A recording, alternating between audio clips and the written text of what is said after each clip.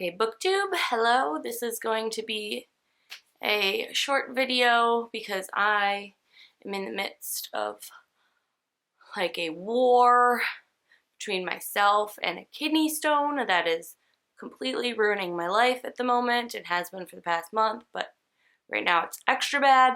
So I'm just gonna make this really fast. I wanted to do a quick wrap up for the BookBuddyAthon readathon. I was not able to read all 5 of my books, but I came really close, and I'm really proud of what I was able to do and accomplish in 1 week, especially with all of this pain that's happening inside of my body and with a full-time job. So, thumbs up you, Laura. The first book I have finished since the last mini wrap-up, mid-week update, was Codename Verity. At that point I had read about a third and I had been enjoying it. It was a little dense with some information that pertains to the character's job and what they do in the beginning, so I had a little bit of a hard time kind of keeping with it and sticking on the page and not like kind of wandering off into La La Land.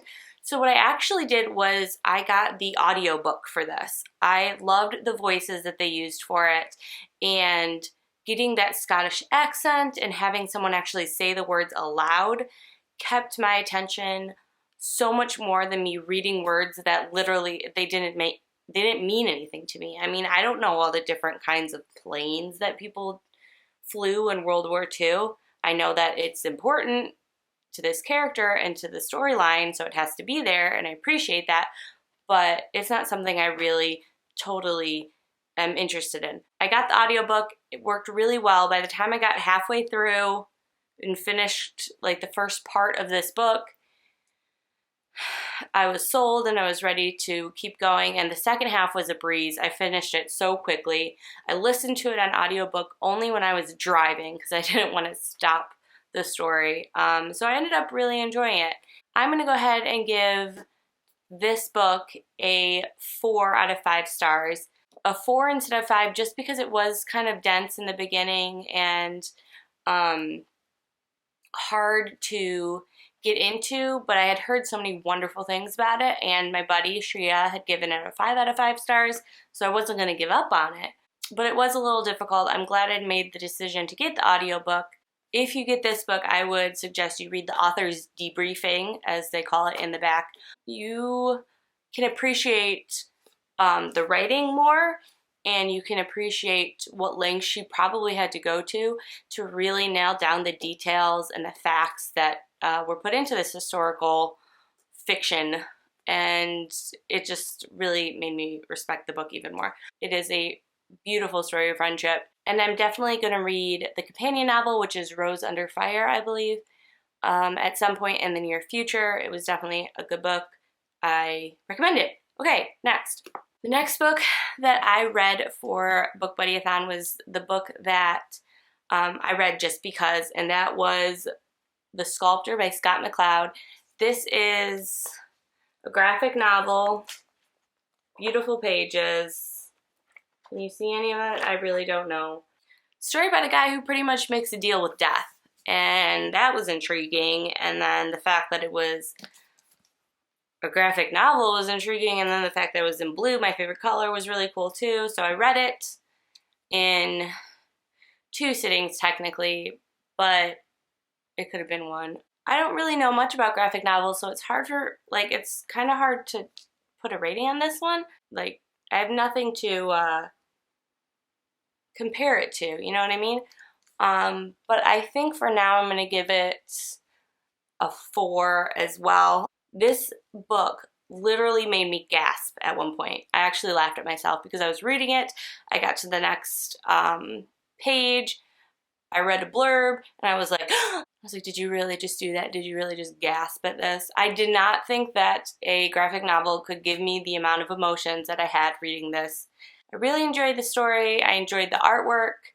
And the only thing I really missed out on a little bit was I wish that we could have gotten to know the cast a little bit more. You get to know the main character very well, David. You know a lot about him, his family, his past. and his mindset, but I wish we knew a little bit more of the other characters, people that had been in his life for a long time or people that have just recently come into it. That would have been interesting to see what they were thinking of what's going on with him and how he's changing or how he's obsessing over his artwork in these few months in which this book takes place. I would definitely recommend it, and even to people who have never read a graphic novel, because that was me before I opened this book, it was fantastic, and it could be a really great place to start. I will definitely be checking out more graphic novels after finishing this one. And the fifth book that I was hoping to finish by the end of this week was based off of my BookBuddyAthon's favorite color. Shreya told me that her favorite colors are purples and pinks, so I went with A Throne of Glass by Sarah J. Maas. I did not get to this one, and I kind of did that on purpose, to be honest with you. I've heard so many great things about it, and it is quite a long book. I think it's around like 400 pages, a little below that. So I didn't want to rush through it. I didn't want to rush through a book that so many people were talking about how wonderful it was. And I think that trying to have pushed it into the end of the readathon would have done that for me. I would have missed out on a lot of things. I just didn't want to miss out on any of the details or just skim over any of the pages. So I started this last night. I've read just, like 10 chapters or something. They're short chapters, but, I just got into it. But I'm glad that I let myself just take a step back and wait to enjoy this. I will definitely be reading it this week, as long as this kidney stone doesn't just rip me apart from the inside, which it may do. But what I've read so far, I really enjoy, and I will let you know what I think about it once it's all done. So those are all of the rest of the books that I read for the BookBuddyAthon readathon this past week. I'm so happy that Elena decided to make this, and there were a lot of really fun videos up from other people, and it was great making a friend and being able to discuss something that we're both passionate about, and we were across the world from each other. We weren't close at all. So it was just a really neat experience. I'm really happy I did it. I'm sure I will be doing some more readathons in the future. Right now I'm exhausted and about to keel over because of this little thing in my back. It's awful. But yeah, I will be back probably with, definitely with a really quick wrap up for my August. I know I'm so behind on that.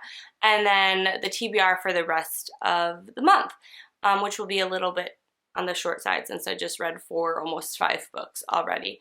But thank you so much for watching this quick video, and I will see you guys next time. Bye!